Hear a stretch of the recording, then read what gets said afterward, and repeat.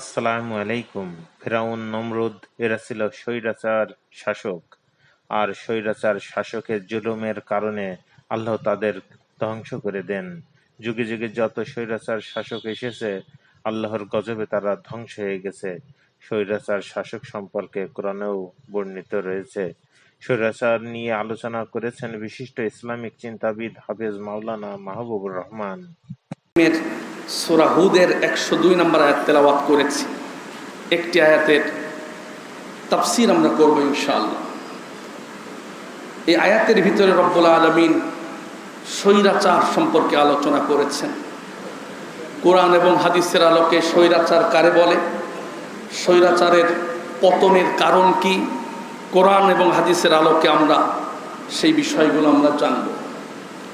গত জুম্মায় আমি আলোচনা করেছিলাম আমার ঝিনাইদহ জেলার একটা হিন্দু ছেলে, নিরপেক্ষ, সে ছাত্রও না অন্য কোনো দলেরও না, তারে পুলিশ পিস্তল ঠেকায়া তাকে হত্যা করেছিল।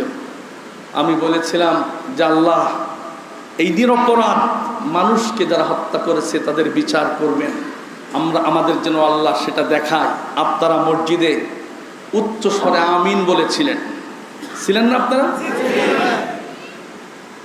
এই উচ্চ স্বরে আমিন বলাটার বিপক্ষেও আবার কথা এসেছে। হুজুর ওদের পক্ষে কথা বলল। আপনার ছেলে একটা ভিআইপি পাজেরো গাড়ি নিয়ে রওনা দিয়েছে ঢাকাতে, হঠাৎ করে অ্যাক্সিডেন্ট করলো, আপনার ছেলে নিহত হয়ে গেছে। ছেলেটাকে এলাকার লোকজন তারপরেও ডাক্তারখানায় নিয়ে গেছে, গাড়ির এক পাশ ভেঙে চুরমার হয়ে গেছে। আপনি দৌড়ায় গিয়া গাড়ির কি ক্ষতি হলো এটা দেখবেন, নাকি ছেলের দেখার জন্য আপনি হাসপাতালে দৌড়াবেন? আমি আগের জুম্মায় বলেছিলাম, যেখানে শত শত ছাত্র, নিরপরাধ ছাত্র, কোনো অপরাধ নাই, খালি অধিকার আদায়ের জন্য এসেছে, তাদের গুলি করে হত্যা করা হচ্ছে, তাদের মায়ের আহাজানি, বাপের আহাজারি, আমরা সেটা দেখতে পাচ্ছি।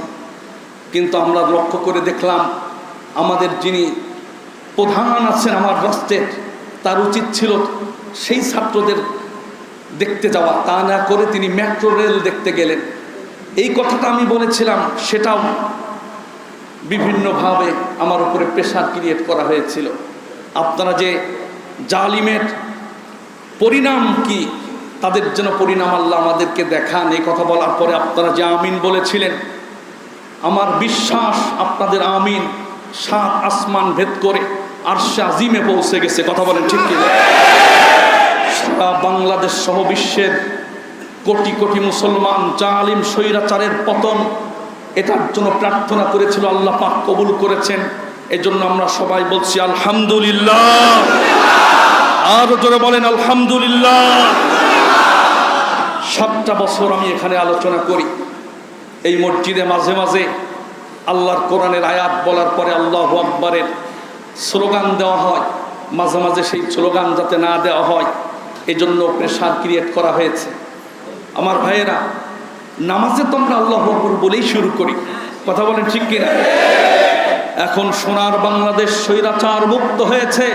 সোনার বাংলাদেশে প্রতিটা মুহূর্তে, প্রতিটা স্থানে আল্লাহু আকবারের ধ্বনি উচ্চারিত হবে, কেউ ঠেকাতে পারবে না।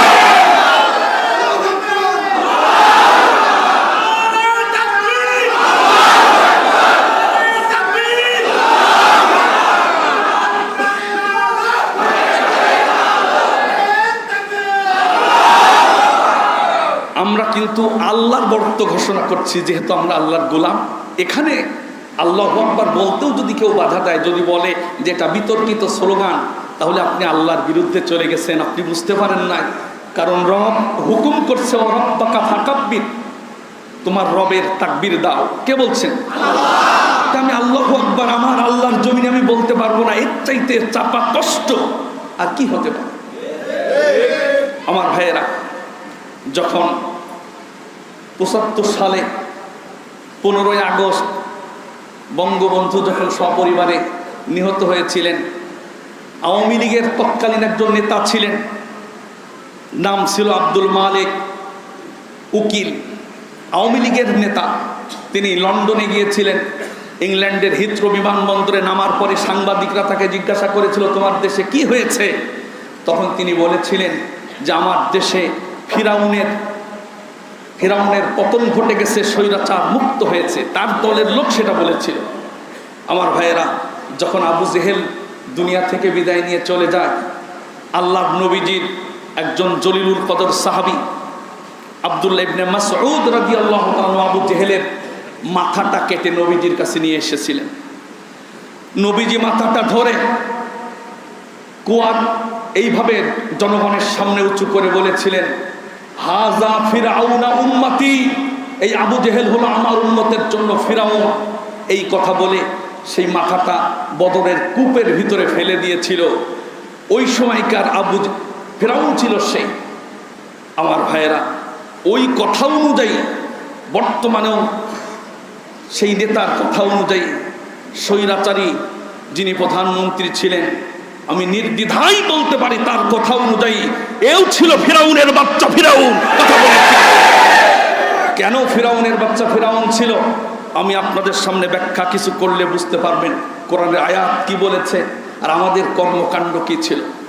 ফিরাউন ক্ষমতায় থাকার জন্য ৭০,০০০ মানুষ হত্যা করেছে। আপনারা লক্ষ্য করে দেখেছেন, শাপলা চত্বরে হাজার হাজার মানুষকে হত্যা করা হয়েছে। মানুষ কথা বলতে পারে না যে হত্যা কেন করা হোক, অথচ সেই সময় যাদের হত্যা করা হয়েছিল তাদের হাতে ছিল তসবিহ, তাদের হাতে ছিল জায়নামাজ। তারা এসেছিল নাস্তিকদের বিপক্ষে বিচার করার জন্য, দাবি নিয়ে এসেছিল। সেখানে রাতের আধারে লাইট বন্ধ করে দিয়ে ওই জায়গায় তাদেরকে জায়নামাজ, এবং কেউ তাহাজ্জুদের রত ছিলেন, কারো হাতে তসবিহ ছিল, তাদের হাতে কোনো অস্ত্র ছিল না। সেই মানুষদেরকে গুলি করে করে রাতের আধারে বিভিন্ন বাহিনী দিয়ে তাদেরকে হত্যা করা হয়। হাজার হাজার মানুষের লাশকে তারা রাতারাতি গুম করে ফেলেছে এবং সেই জায়গাটা পরিষ্কার করতে হিমশিম খেয়েছে। ওই দিনই বাংলার মানুষ যারা ইসলামপন্থী, তাদের হৃদয়ে সেদিন থেকেই রক্তক্ষরণ শুরু হয়েছে। কথা বলেন ঠিক কিনা? আল্লাহ বলছেন, ইন্নাহু লা ইফলিহুজ জালিমুন, আল্লাহ পাক জালেমদেরকে কখনো সফল হতে দেন না। নবীজি বলেছেন জালেমদেরকে ওয়ালা ইউফলিতুহু, সামান্য সময়ের জন্য ছাড় দেওয়া হয়, ওদেরকে পরিপূর্ণভাবে ছেড়ে দেওয়া হয় না, বিশ্বনবী বলেছেন। আল্লাহ পাক বলেন, وَكَذَلِكَ أَخْذُ رَبِّكَ إِذَا أَخَذَ الْقُرَى وَهِيَ ظَالِمَةٌ إِنَّ أَخْذَهُ أَلِيمٌ شَدِيدٌ। জোরে কোন আল্লাহু আকবার। আল্লাহ পাক বলেন, আমি এভাবে করে জালিমদেরকে পাকড়াও করি, ওয়াহিয়া জালিমা, তখন তারা জনগণের উপরে জুলুম অত্যাচার করে, নিপীড়ন করে, মানুষ হত্যা করে, গুম করে, বিনা অন্যায় নির্দোষ মানুষদেরকে গুম করে, খুন করে, মানুষদের উপরে বিভিন্নভাবে অত্যাচার করে। এইভাবে যারা করে, আল্লাহ পাক বললেন আমি তাদেরকে সামান্য সময়ের জন্য অবকাশ দিয়ে থাকি। ইন্না আখযাহু আলীমুন শাদীদ, যখন আমি তাদেরকে পাকড়াও করি তখন পাকড়াওটা খুব কঠোরভাবে আমি তাদেরকে পাকড়াও করি। এই আন্দোলনে ছোট ছোট বাচ্চা ছাত্র সহ যারাই শরীক হয়েছেন এবং যারা শহীদ হয়েছেন, অসুস্থ আছেন, শহীদ যারা আছে তাদেরকে যেন আল্লাহ পাক জান্নাতের সুউচ্চ মাকাম দান করেন, বলি আমিন। আজকে প্রায় 15টা রাত আমি ঘুমাতে পারি না। রাতের বেলা যখন ভিডিওতে দেখি সেখানে একটা ছাত্র হাতে কোনো লাঠি নেই, পানি নিয়ে বলতেছে পানি লাগবে, কারো পানি লাগবে। এই ছেলেটার তো কোনো দোষ ছিল না, তাকেও গুলি করে হত্যা করা হয়েছে। এই রকম একটা ছেলেকে সাদোয়া গ্রাম থেকে ফেলে দেওয়া হলো। ছাত্র বুয়েটে চান্স পেয়েছে, মেডিকেলেও চান্স পেয়েছে। ওই দিন ছেলেটা রোজা ছিল, তাকে হত্যা করে সাদোয়া গাড়ি থেকে ফেলে দেওয়া হয়েছে। আপনারা ভিডিওটা দেখেছেন, ছেলেটা ওই দিন রোজা ছিল। এই সমস্ত মানুষের মায়ের কান্না, তাদের রক্ত তো আল্লাহ বৃথা যেতে দেবেন না। কথা বলেন ঠিক কি? আল্লাহ পাক বলেন, ওয়ালা তাহসাবান্নাল্লাহা গাফিলান আম্মা ইয়ামালুস সালিমুন, যারা স্বৈরাচার হয়, যারা জালিম হয়, যারা অত্যাচারী হয়, যারা মানুষকে কষ্ট দেয়, তারা মনে করে আল্লাহ তাদের এই অত্যাচার দেখতেছেন না। ওরা মনে করে আল্লাহ গাফেল, এই ব্যাপারে আল্লাহর কোনো খবর নাই। আল্লাহ বলছেন এটা তোমরা ধারণা করো না, তোমাদের সব অত্যাচার গুলো আর শাজিম থেকে আমি আল্লাহ পাক দেখতে থাকি। যেরকম সুবহানাল্লাহ। আল্লাহ পাক আবার বললেন ওয়াকাআইয়িম মিন ক্বরিয়াতিন আমলাইতু লাহা ওয়া হিয়া যালিমাতুন সুম্মা আখাযতুহা ওয়া ইলাইয়াল মাসীর। যেরকম আল্লাহু আকবার। আল্লাহ পাক বললেন ইতিপূর্বে আমি অনেক স্বৈরাচার, অনেক অত্যাচারী জালিমকে আমি ধ্বংস করে দিয়েছি, আমি তাদেরকে নিপাত করে দিয়েছি। সুম্মা আখাযতুহা ওয়া ইলাইয়াল মাসীর। যে যাই করো না কেন সবাইকে আমি আল্লাহর কাছে ফিরে আসা লাগবে। প্রত্যেক মানুষের মাথার ভিতরে যদি চিন্তা আসে আমি যে কাজ করতেছি এই আমলনামা নিয়ে রব্বুল আলামিনের কাছে আসতে হবে, এই চিন্তার টেন্ডেন্সি যদি হয় কোনো মানুষের থাকে, তাহলে কোনো মানুষ মানুষকে হত্যা করতে পারে না, অত্যাচার করতে পারে না। এই যে আজ থেকে 12 বছর আগে সিলেট থেকে একটা নেতা গুম হয়ে গেল, আপনারা জানেন নাম তার ইলিয়াস আলী। আজকে এত বছর পরে কত সভা হলো, সেমিনার হলো, কত মানুষ আবদার করলো ওই লোকটা কি বেঁচে আছে নাকি মরে গেছে একটু জানাও। ইলিয়াস আলীর ছোট্ট ছোট্ট বাচ্চা পথে পথে কান্নাকাটি করেছে, আশায় রয়েছে তারা আসবে তার পিতা। সে কি মারা গেছে না বেঁচে আছে জানে না। এই সরকারের পতন হওয়ার পরে একজন পুলিশ অফিসার, একজন অফিসার তিনি জানালেন যে তাকে কিভাবে মারা হয়েছে। একটা মানুষকে এইভাবে মারতে পারে না। ইলিয়াস আলীকে স্পিড বোটে করে সমুদ্রের ভিতরে নিয়ে যাওয়া হয়েছে। সমুদ্রের মাঝখানে গিয়া পলিথিন মাথার ভিতরে ঢুকায়া তারপরে তাকে হত্যা করা হয়েছে। লাশটা যাতে পানির উপরে ভেসে থাকতে না পারে এই জন্য পেটটা চিরে আলাদা করে তারপরে সেখানে পাথর ঢুকানো হয়েছে। শরীরের সাথে পাথর বেঁধে দড়ির সাহায্যে সমুদ্রের তলদেশে তারে একেবারে তলদেশে নিমজ্জিত করেছে। একটা মানুষকে ক্ষমতার জন্য এটা করতে পারে না। কথা কোন ঠিক কিনা?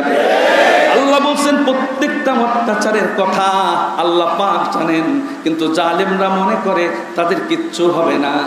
অথচ আল্লাহ বললেন এই কর্মকাণ্ডগুলো যারা করেছো আমি পাকড়াও করব দুনিয়ায় এবং আখিরাতেও সেটা করব। কোরআন বলে দিয়েছে ওয়াতিলকাল আইয়ামু নুদাবিলুহা বাইনান নাস। আমি মানুষকে সবসময় একরকম রাখি না।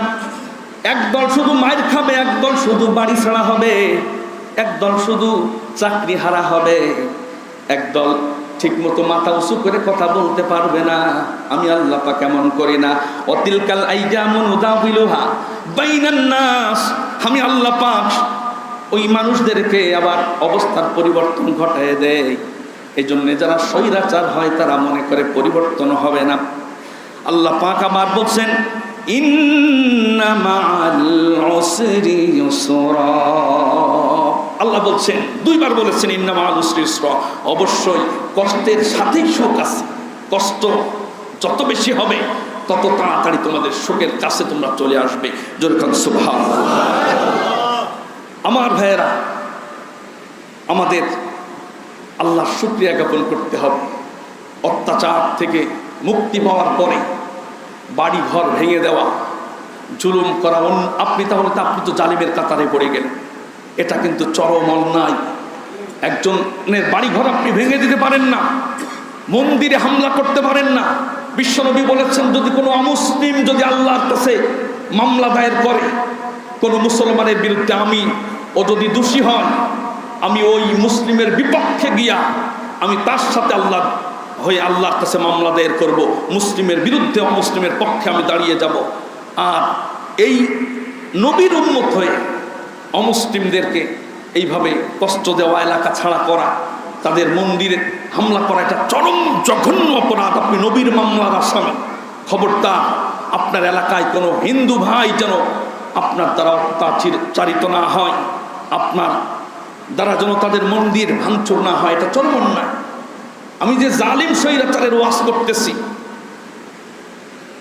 জাবের যে হোটেল আছে যশোরে, সেখানে রাগ করে একদল টুকাই পাটি আগুন ধরায় দিল। নিষ্পাপ নিরীহ 52 জন মানুষ সেখানে নিহত হয়েছে। তাহলে স্বৈরাচার মানুষ হত্যা করে, তুমি মানুষ পুড়িয়ে মারলে, একজনের উপরে রাগ করে তুমি যে 52 জনের জীবন হরণ করলে, তোমার নামটাও জালিমের কাতারে উঠে যাবে। কথা বলেন ঠিক কিনা? রক্ত যারা দিয়েছে ছাত্র ভাইয়েরা, শত শত ছাত্র আজকে হাসপাতালের বিছানায় কাতরাচ্ছে। যারা এখন ভাঙচুর করার জন্য যে টুকাই পার্টিগুলো লাভ ভাগ করে খাওয়ার জন্য যারা এসেছে, এরা যদি ছাত্র ভাইদের সাথে লাগতো, ওরা যদি মাঠে নেমে পড়তো, তাহলে এত ছাত্র ভাইয়ের প্রাণ হরণ হতো না। কথা বলেন ঠিক কিনা? বিপদ কেটে গেছে, ওরা এবার সামনে এসে ভাঙচুর চুর করছে। এরা কিন্তু তৃতীয় পার্টি, এরা সুবিধাভোগী। আমার এলাকায় লক্ষ্য করে দেখেছি যে আগের দিন ছাত্রদের বিপক্ষে দা মিছিল করেছে, বড় বড় দা। আমার এলাকায় আবার মানুষ জবাই করে ঝুলিয়ে রাখার অভ্যাস আছে। সারা বাংলাদেশে কোথাও এরকম হয়েছে কিনা এরকম জানি না। আমাদের বাড়ির পাশেই একজন নেতাকে ও আগের দিন মিছিল করেছে দা নিয়ে, ধর ধর অমুক ধর, ধরে ধরে জবাই কর।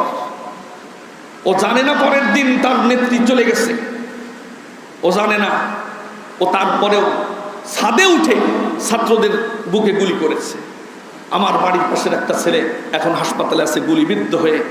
ওই লোকটারে পিটাইয়া এরপরে গাছে ওই আমাদের শহরের প্রাণ কেন্দ্রে ঝুলায় রেখেছে। এটা অমানবিক, এটা করা যাবে না। আপনি মারতে পারেন না, আপনি আইন নিজের হাতে তুলে নিতে পারেন না। অপরাধ করেছে তাকে ধরায় দিন, আদালত আইন তার বিচার করবে। কিন্তু এই যে পিটায় মেরে গাছে ঝুলায় রাখা, এটা তো সেই জাহেলি যুগের সেই বর্বরতাকেও হান বানিয়ে যাচ্ছে। আপনিও তো জালিমের কাতারে পড়ে যাবেন। এইভাবে করে হত্যা করা যাবে না, এটা অন্যায়। আমার ভাইয়েরা, এই জন্য আল্লাহ কোরআন বলছে, তোমাদের যদি স্বৈরাচার মুক্ত হও, তোমাদের যদি বিজয় আসে, তখন তোমাদের 1 নাম্বার কাজ হলো আল্লাহ প্রশংসা করবা, আল্লাহ তাসবিহ বর্ণনা করবা, আল্লাহ শুকরিয়া আদায় করবা। শুকরিয়া আদায়ের নামাজ আদায় করা যায়, শুকরিয়া সিজদা করা যায়, আল্লাহর প্রশংসা আপনি করতে পারেন, 2 রাকাত নামাজ পড়তে পারেন। এটা হলো সিস্টেম। এরপরে শুকরিয়া আদায়ের জন্য আপনি নফল রোজা রাখতে পারেন। এটা হলো শুকরিয়া আদায়ের সিস্টেম। আর একজনের বাড়িঘর ভেঙে দেওয়ার মধ্যে কোনো কল্যাণ নাই। নবীজি সাল্লাল্লাহু আলাইহি ওয়াসাল্লাম বদরের যুদ্ধে সবচেয়ে বড় আসামি যে ছিল উহুদের যুদ্ধে, নবীজির দাদা চাচার দন্দান মোবারক, নবীজির দন্দান মোবারক শহীদ করা ওই যুদ্ধের সেনাপতি ছিল আবু সুফিয়ান। মক্কা বিজয়ের পরে নবীজি আবু সুফিয়ানকেও মাফ করে দিয়েছিলেন, বলেছিলেন লা তাসরিবা আলাইকুমুল ইয়াউম, আজকে তোমাদের উপর আমার কোনো অভিযোগ নেই। যে পরাজিত হবে ও তো এমনিতেই অনুতপ্ত। ও যদি ধৃষ্টতা দেখায় যে ওরে মাফ করে দিলে আবার সে আপনার উপরে জুলুম করতে পারে, সেই ক্ষেত্রে যতটুকু জুলুম করেছে ততটুকু শাস্তি দেওয়ার অনুমতি কোরআন দিয়েছে। এটা তাফসিরে মারুফুল কোরআনেও এসেছে। কিন্তু সে মেরেছিল 1টা চড়, আপনি 10টা চড় মারলেন, বাকি 9টা চড়ের হিসাব আপনার আল্লাহর কাছে দেওয়া লাগবে। কোরআন বলে দিয়েছে ওয়ালামান সাবারা ওয়া গফারা ইন্না যালিকা লামিন আজমিল উমুর, যারা ধৈর্য ধারণ করবে, অন্য মানুষদেরকে ক্ষমা করে দেবে, তাদের বিরুদ্ধে কোনো অভিযোগ রাখবে না, আল্লাহ বললেন এটা হলো সবচাইতে সাহসিকতার কাজ। এই জন্য ইউসুফ নবীকে যারা কুয়ার ভিতরে ফেলে দিয়েছিল, ইউসুফ নবী তাদেরকে কিচ্ছু বলেন নাই, ক্ষমা করে দিয়েছেন। আমরা আল্লাহর বেশি বেশি জিকির করি। নবীজির চাচা হামজার কলিজা যিনি চাপিয়েছিলেন, নবীজি কত কষ্ট পেয়েছিলেন, এত কান্না করেছিলেন নবীজির চাচার লাশ দেখে। নবীজি সেই আসামি হিন্দাকেও নবীজি মাফ করে দিয়েছিলেন। নবীজির চাচাকে যে হত্যা করলো ওয়াসি, তাকেও নবীজি ক্ষমা করে দিয়েছিলেন। আমার ভাইয়েরা, বন্ধুরা, এই জন্য ক্ষমা করে দেওয়া এটা ভালো গুণ। প্রতিশোধ আপনি নেওয়ার অনুমতি আছে, তবে যতটুকু জুলুম করছে ততটুকু প্রতিশোধ নেওয়ার অনুমতি আছে, তবে ক্ষমা করে দেওয়া হলো সাহসিকতার কাজ। আল্লাহ পাক বললেন ওয়ালামান ইনতাসারা বা'দা যুলমিহি ফাউলাইকা মা সাবিল। তার বিরুদ্ধে কোনো অভিযোগ নেই, যাকে জুলুম করা হয়েছে সে সেই পরিমাণ প্রতিশোধ যদি নেয়, প্রতিরোধ যদি করে, তার কোনো বিরুদ্ধে কোনো অভিযোগ নেই। অভিযোগ তো তার বিরুদ্ধে, ইন্নামাস সাবিলু আলাল্লাযিনা ইয়াজলিমুনান নাস, যে ব্যক্তি মানুষের উপরে জুলুম করে, অত্যাচার করে, অভিযোগ তো তার বিরুদ্ধে। জুলুম, অত্যাচার নমুনা হাজার হাজার থেকে আমার ঝিনাইদহ জেলার একজন মাদ্রাসা শিক্ষক ছিলেন। 2016 সাল একটা মসজিদের ইমামতি করেন, নাম ছিল মৌলানা ইদ্রিস আলী। তিনি একটা মসজিদের ইমাম ছিলেন, এলাকায় বিবাহ পড়াতেন এবং তিনি একটা মাদ্রাসার শিক্ষক ছিলেন। তিনি একটা দলের নেতা হওয়ার অপরাধে রাতের বেলা মোটরসাইকেল নিয়ে তিনি তার জামা ইস্ত্রি করার জন্য পাশের বাজারে গিয়েছিলেন, জামা কাপড় লন্ডি করার জন্য। আসার পথে 4 জন সাদা পোশাকধারী তাকে তুলে নিয়ে গিয়েছিল। 10 দিন পরে তাকে কোথাও খুঁজে পাওয়া যাচ্ছে না। কত সংবাদ সম্মেলন, কত কিছু করা হলো, কোথাও পাওয়া যাচ্ছে না। থানায় গিয়ে খোঁজ নেওয়া হলো, সবাই বলল যে না, তাকে গ্রেপ্তার করা হয়নি। 10 দিন পরে ঝিনাইদহ হরিণাকুণ্ড একটা রাস্তার মোড়ে ইদ্রিস আলী সাহেবের লাশ পাওয়া গেল। ওই লাশটার লেখা হয়েছে অ্যাক্সিডেন্ট করে তিনি মারা গেছেন, তার উপর দিয়ে ট্রাক চালিয়ে দেওয়া হয়েছে, মেরে ফেলার পরে ট্রাক চালিয়ে দেওয়া হয়েছে এবং তার লাশের পাশে ওই কাপড় আর মোটরসাইকেল রেখে দিয়েছে। সেই মোটরসাইকেলের কিচ্ছু হয় নাই, কাপড় চুপড়ি কিছু হয় নাই, ওটা ওখানে আছে, লাশটা আছে। তাকে ক্রস ফায়ার দিয়ে হত্যা করার পরে তার উপর দিয়ে আবার ট্রাক চালিয়ে দেওয়া হয়েছে। সে একটা অন্য দল করতেন, সেই জন্য একটা মানুষকে এভাবে হত্যা করতে পারে? ওনার গ্রামের এমন কোনো লোক নাই যার চোখ দিয়ে পানি বের হয় নাই ওই লোকটার মৃত্যুর পরে। তাদের এলাকার লোকজনের ভাষ্য যে এই লোকটার মতো মানুষ আমাদের এলাকায় আর একটাও না। তাকে গুম করা হলো, 10 দিন পরে লাশ ফেরত দেওয়া হলো এবং বলা হলো তিনি অ্যাক্সিডেন্ট করে মারা গেছেন। পরবর্তীতে তার স্ত্রী কাঁদতে কাঁদতে অসুস্থ হয়ে গেছেন। ওনাকে যিনি হত্যা করেছিলেন তার স্ত্রী কয়েক বছর পর এই স্ত্রীর কাছে ক্ষমা চাওয়ার জন্য এসেছিলেন, কারণ আল্লাহ তো জালিমের বিচার দ্রুত করে। ওনার স্ত্রী জানতো যে তার স্বামী এই কাজ করেছে, তাকে এই মানুষটাকে হত্যা করেছে। পরবর্তীতে তার এমন একটা রোগ হয়েছে আর বাঁচে না, জমি জাতি সব বিক্রি করেছে, আর ঠিক হয় না। সেই পুলিশ অফিসারে ভারতে নিয়ে গেল, তার ঠিক হয় না। ওই স্ত্রী বুঝতে পেরেছেন কোথায় সমস্যা হচ্ছে, রোগ ধরা পড়ে না কিন্তু মারা যাচ্ছে। তিনি এই বাড়িতে এসে ওই ইদ্রিস আলী হুজুরের ওয়াইফের কাছে বলেছিলেন যে আমার স্বামী যে অপরাধ করেছে আপনি যদি মাফ করে দিতেন, সে তো চলে গেছে, আমার স্বামীটাও চলে যাচ্ছে, আপনি যদি মাফ করে দিতেন আল্লাহ হয়তো বা আমার বিশ্বাস তাকে মাফ করে দেবেন। তখন তার স্ত্রী চোখের পানি ছেড়ে বলেছিলেন যে আমার স্বামী তো অ্যাক্সিডেন্ট করে মারা গেছে, আপনি কেন আমার কাছে মাপ চাইতে এসেছেন? মনের কতটা কষ্টে তিনি এই কথা বলেছেন। আমার ভাইয়েরা, প্রতিটা মানুষের চোখের পানি, প্রতিটা ফোঁটা রক্ত, এগুলো কিয়ামতের মাঠে আল্লাহর কাছে সাক্ষী দেবে। কথা বলেন ঠিক কিনা? কথাগুলো বলার উদ্দেশ্য হলো যাতে করে কেউ পরবর্তীতে যারা আসবে, এরা যদি স্বৈরাচার হয়, এরা যদি মানুষের উপরে জুলুম করে, অত্যাচার করে, তাদের পরিণাম কিন্তু একই হবে। কোরআন সেটা বলে দিয়েছে। আল্লাহ পাক বলেন ওয়ালা তারকানু ইলাল্লাযীনা যালামু ফাতামাসসাকুমুন নার ওয়ামা লাকুম মিন দুনিল্লাহি মিন আউলিয়া সুম্মা লা তুনসারুন। আল্লাহ বললেন তোমরা জালেমের সহযোগী হইও না। যে জালেম জানছো সে অন্যায় করতেছে, তুমি জানছো সে অন্যায় করছে, তুমি যদি তার সহযোগী হও, তুমি যদি তার পক্ষে সাপোর্ট করো, তুমিও জালিমের কাতারে চলে যাবে। যদি তাই হয়, আল্লাহ বললেন ফাতামাসসাকুমুন নার, অচিরে আল্লাহ পাক তোমাকে জাহান্নামের আগুন স্পর্শ করাবেন। ওমা লাকুম মিন দুনিল্লাহি মিন আউলিয়া সুম্মা লা তুনসারুন, পরকালে তুমি কোনো সাহায্যকারী পাবে না। তুমি জাহান্নামের আগুন তোমাকে দাউ দাউ করে জ্বালাবে, কারণ তোমার অপরাধ, তুমি অন্যায় করো নাই কিন্তু অন্যায়কে সাপোর্ট করেছ।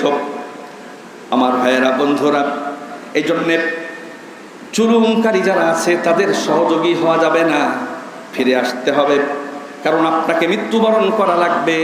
আপনারা লক্ষ্য করে দেখেছেন বাংলাদেশে আওয়ামী লীগের লক্ষ লক্ষ নেতাকর্মী আছে, কারো কথা চিন্তা না করে নেতাগুলো আগে দেশ ত্যাগ করেছে, এখন কর্মীরা পালিয়ে বেড়াচ্ছে। কথা কোন ঠিক কিনা? কোরআন বলে দিয়েছে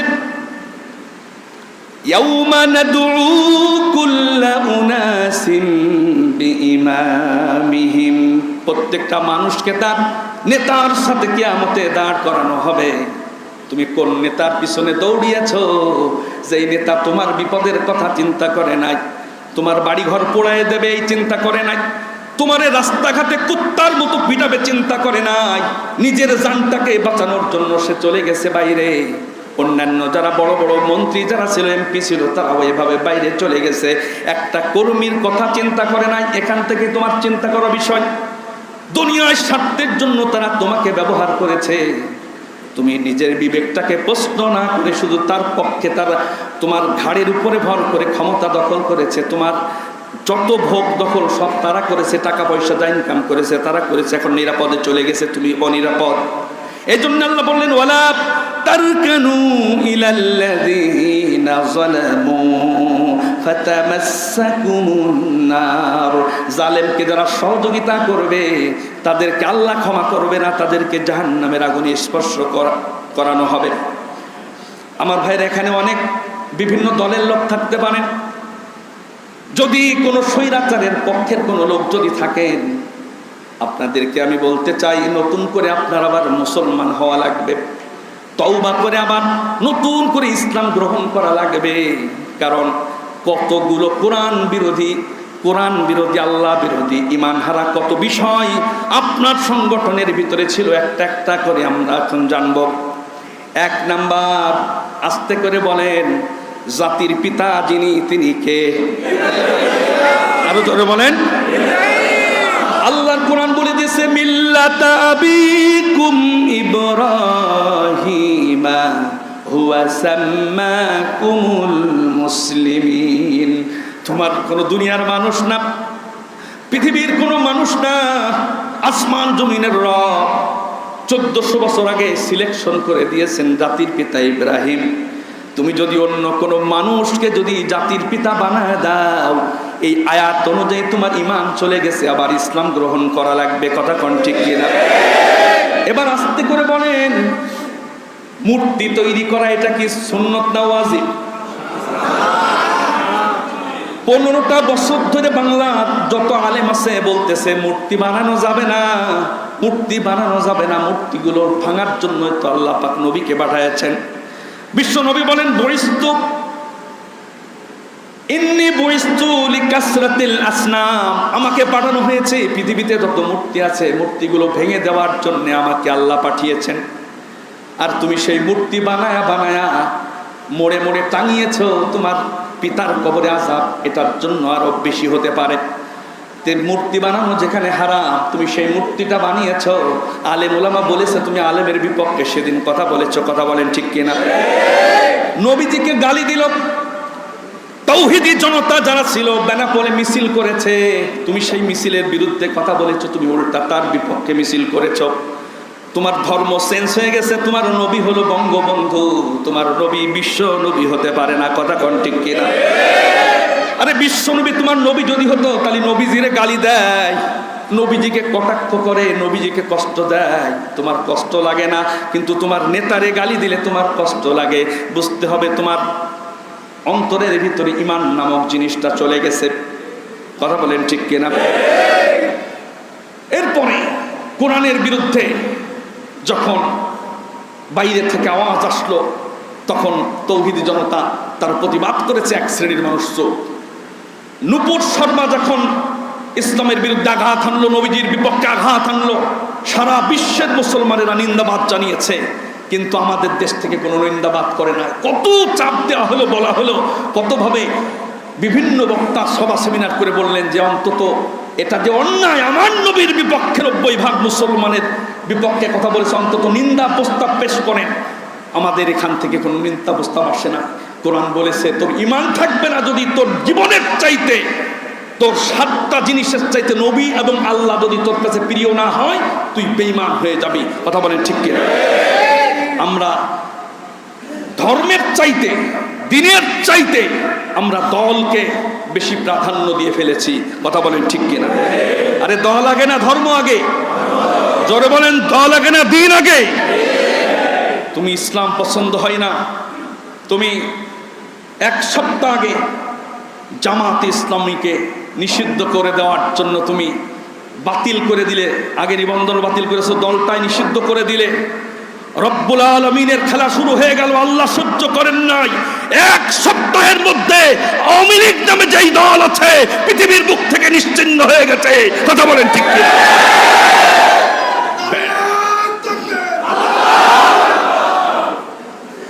আমার ভাইয়েরা, স্বৈরাচার যে আচরণগুলো করে কোরআন হাদিসের আলোকে আমি যে বিষয়গুলো নোট করেছি, আল্লাহ আমাদের সকলকে 5 ওয়াক্ত নামাজ আদায় করার তৌফিক দাও। তার ভিতরে 1 নাম্বার, তারা ইসলাম সহ্য করতে পারে না। 1 নাম্বার কি? জোরে বলেন। আমি যদি 15 বছর ধরে যদি আমি আলোচনা করি কি পরিমাণ অত্যাচারের শিকার আমার বাংলাদেশের মানুষ হয়েছে, তার বিবরণ যদি আমি দেই 15টা বছরেও শেষ করা যাবে না। আমার সাথে আমার খেলার সাথীকে 5 ওয়াক্ত নামাজ পড়ে তারে উঠায় নিয়ে যাওয়া হলো, কোনো খোঁজ পাওয়া গেল না। তার হাত এবং পায়ের সমস্ত নখগুলো উঠিয়ে ফেলা হলো, চোখ 2টা ছুরি দিয়ে খুসায়া 2টা চোখ উঠায় ফেললো। আমার খেলার সাথে আমি একসঙ্গে খেলা করতাম ঝিনাইদহ শহরে, সেই ছেলেটার মা কাঁদতে কাঁদতে পাগল হয়ে গেছে। 15 থেকে 20 দিন পর তার লাশ পাওয়া গেল আমাদের একটা গ্রামের ধান খেতে। সেখানে লেখা হয়েছে নাশকতা করার জন্যে অমক এবং অমক 2-3 জন এক জায়গায় নাশকতার পরিকল্পনা করছিল। গোপন সংবাদের ভিত্তিতে তার ধরার জন্য আইন শৃঙ্খলা বাহিনী যখন কাছাকাছি গেছে, তখন তারা এলোপাতাড়ি গুলি ছড়ে আমাদের পুলিশ বাহিনীর কয়েকজন আহত হন। এরপরে পাল্টা তারা যখন গুলি ছড়ে তখন অমক অমক নিহত হয়ে যায়। এরকম নাটক কি আপনারা শুনেছেন? কথা বলেন। আল্লাহ পাক এই সমস্ত বিষয়গুলো সহ্য করতে পারেন না। মানুষ হত্যা করে ক্ষমতায় থাকা যায় না। যদি থাকা যেত তো ফিরাউনকেও আল্লাহ ক্ষমতায় রাখতেন। মানুষ হত্যা করে যদি ক্ষমতায় থাকা যেত, তাহলে ইমাম হুসাইনকে যেখানে জীবন দেওয়া হয়েছে, ইয়াজিদ যে মানুষ হত্যা করেছে ক্ষমতায় থাকার জন্য, ইয়াজিদ কি থাকতে পেরেছে? কিন্তু কোনো জালিম এখান থেকে শিক্ষা নেয় না, কিন্তু কোরআন বলছে এখান থেকে শিক্ষা নিয়ে ফিরে আসতে হবে। আমার ভাইয়েরা, কোরআনের আলোকে 1 নাম্বার স্বৈরাচারের সংজ্ঞা হলো ওরা ইসলামকে সহ্য করতে পারে না। তাহলে 1 নাম্বার হলো আমি যেটা বললাম, জাতির পিতা এখানে কোরআনের আয়াতের বিপক্ষে চলে গেছে। 2 নাম্বার, মোড়ে মোড়ে মূর্তি তৈরি করা। এখন যে মূর্তি ভেঙে দেওয়া হচ্ছে, নবীজির সুন্নাহ আদায় হচ্ছে, অনেকের মনে কষ্ট হচ্ছে যে এইভাবে মূর্তিগুলো ভেঙে দেওয়া ঠিক হচ্ছে না। আরে শাপলা চত্বরে যখন হাজার হাজার মানুষের হাত ভেঙে দেওয়া হলো, পা ভেঙে দেওয়া হলো, রক্ত ঝরানো, তখন তোমার এই মায়াটা কোথায় ছিল? ছাত্রদেরকে যখন হত্যা করা হলো, সাজোয়া দান থেকে ফেলে দেওয়া হলো, তখন তোমার কষ্ট লাগে নাই? মরা মূর্তি, তার জন্য তোমার কষ্ট লাগতেছে, ওটা ভেঙে ফেলাই তো তোমার দায়িত্ব। কথা বলে ঠিক কিনা? আমার ভাইয়েরা, এরপরে আল্লাহর উপরে ঈমান বা আস্থা, এই সরকার ক্ষমতায় আসার পরে এটাকে কিন্তু বাদ দিয়ে দিয়েছে। কার উপরে ঈমান এবং আস্থা রাখতে হবে? আরো জোরে বলতে হবে, মুসলমান কার উপরে ঈমান আনতে হবে? আল্লাহর উপরে আস্থা এবং বিশ্বাস যখনই কেটে দিয়েছে, তখন কি তাদের ঈমান আছে? আমি নতুন করে কালিমা পড়ার কথা বলছি কেন? কোরআন দেখেন কি দারুণ করে জানাই দিয়েছে। সূরা বাকারার 177 নম্বর আয়াত কি দারুণ করে 90% মুসলমানের দেশে আল্লাহর আয়াতকে উপেক্ষা করে তুমি আল্লাহর উপরে আস্থা বাদ দাও, তুমি আবার হজে যাও, উমরা করো। কোরআন কি বলেছে শোনেন। আল্লাহর কোরআন জানিয়ে দিয়েছে, লাইসাল বিররা আন তুওয়াল্লু وجوهكم قبل المشرق والمغرب ولكن البر من آمن بالله। আল্লাহ বললেন নামাজ পড়ে কাজ হবে না, পূর্ব পশ্চিম দিকে মুখ ঘুরায়া কোনো কাজ হবে না, কোনো নেকি হবে না, কোনো লাভ হবে না। ওয়ালাকিন্নাল বিররা মান আমানা বিল্লাহ, আল্লাহর উপরে যদি আস্থা না থাকে, আল্লাহর উপরে যদি ঈমান না থাকে, আল্লাহর উপরে বিশ্বাস এবং আস্থা যদি না থাকে, তাহলে তোমার নামাজ, রোজা, হজ, যাকাত, জিকির, আজকার, তসবিহ, তাহলিল করে কোনো কাজ হবে না। তুমি যদি আল্লাহর উপরে আস্থা বাদ দেওয়ার পরে নামাজে যাও, ওইটা কেটে দিয়ে যদি হজে যাও, ওই হজ, ওই নামাজ, ওই কুরবানি, এই ইবাদত কি কবুল হবে? আগে গাছের গোড়া কেটে দিয়ে যদি আগায় পানি দেওয়া হয়, ওই গাছ কি বড় হবে? তাহলে ইমানের শিকড় কেটে যাবে যদি আল্লাহর উপরে আস্থাটা বাদ দেওয়া হয়। এবং তাদের গঠনতন্ত্রে আছে ধর্ম নিরপেক্ষতাবাদ, তারা ধর্ম নিরপেক্ষতায় বিশ্বাসী। যার কারণে আব্দুর রাজ্জাক নামে টাঙ্গাইলের একজন নেতা ছিলেন, তিনি প্রায় প্রায় বলতেন বক্তব্যের মাঝে, বাংলাদেশে রাষ্ট্র ধর্ম ইসলাম রাখা যাবে না। বারবার তিনি প্রস্তাব দিয়েছেন, ইসলাম আছে না বাঁধে গেছে, ইসলামকে উৎখাত করে দেবে এমন কোন শক্তি পৃথিবীতে জন্ম হয়েছে? এরপরে টাকলা মুরাদও ইসলামকে বাদ দেওয়ার জন্য বলেছে। আপনারা অবাক হবেন, ইসলাম কিন্তু ইন্টারসিটি ট্রেনের মতো সামনের দিকে এগিয়ে যাচ্ছে। কথা বলেন ঠিক কিনা? আল্লাহর কোরআন সে ব্যাপারে পরিষ্কার জানিয়ে দিয়েছে। ইউরিদুনা লিইউতফিউ নূরাল্লাহি বিআফওয়াহিহিম ওয়াল্লাহু মুতিম্মু নূরিহি ওয়ালাউ কারিহাল কাফিরুন। জোরে বলেন আল্লাহু আকবার। আল্লাহ বললেন, আল্লাহর নূরকে, ইসলামকে যারা নিভিয়ে দিতে চায়, আমি আল্লাহ তাদেরই নিভিয়ে দেব, আর ইসলামটাকে আমি সুউচ্চ পর্যায়ে নিয়ে যাব। জোরে কান সুবহানাল্লাহ। সুতরাং এই যে সরকারের পতন হয়েছে, এই পতনটা ছাত্রদের মাধ্যমে হয়েছে, এটা হলো প্রাথমিক বিজয়। চূড়ান্ত বিজয় আসবে সোনার বাংলাদেশে কোরআনের রাজ কায়েম করার মাধ্যমে। কথা বলেন ঠিক কিনা? কারা কারা আমার দাবির সাথে একমত? দুহাত তুলে দেখা।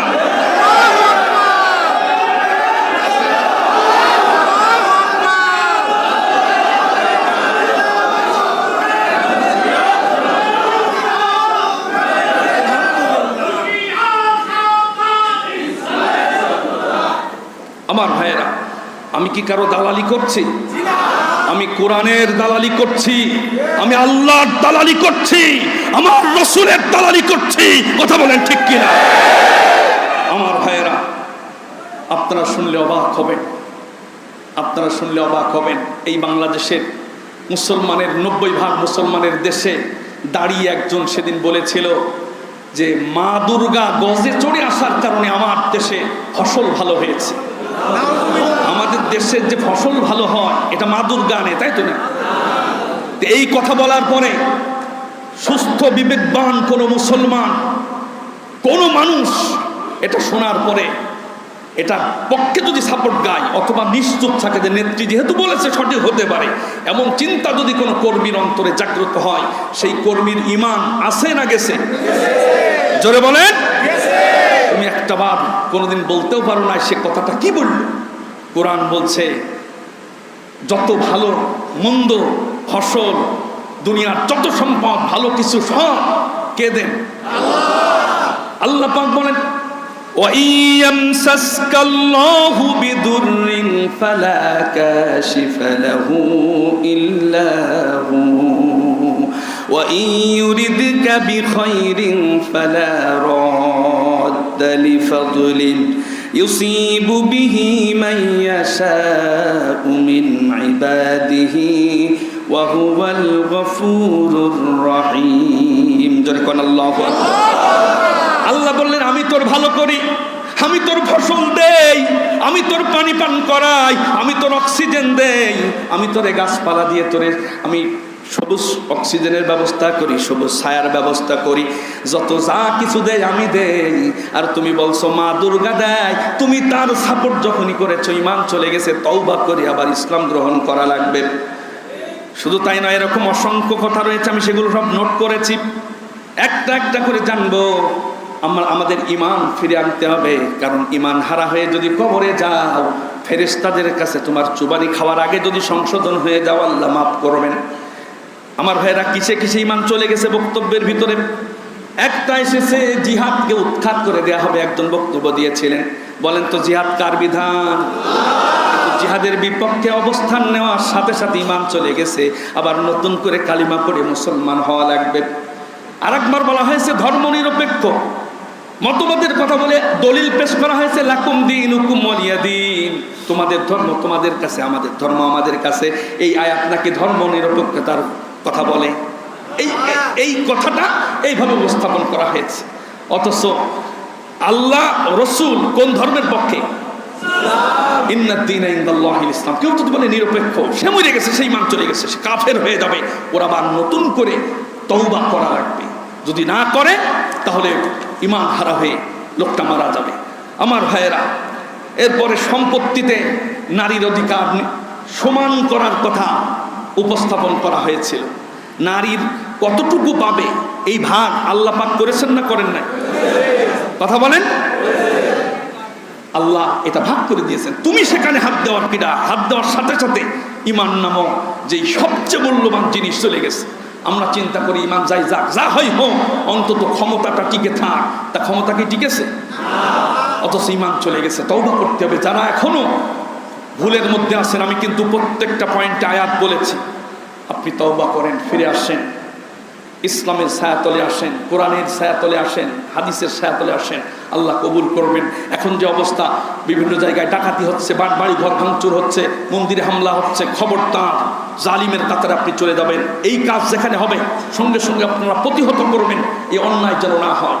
আমরা সোনার বাংলাদেশে শুধু এই অবস্থা দেখলে হবে না।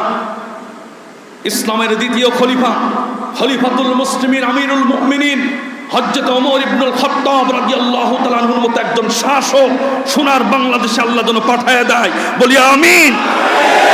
আসসালামু আলাইকুম। YouTube channel Islam with Habibur. এই চ্যানেলে সব কিছু ইসলামিক বিষয় প্রচার করা হয়।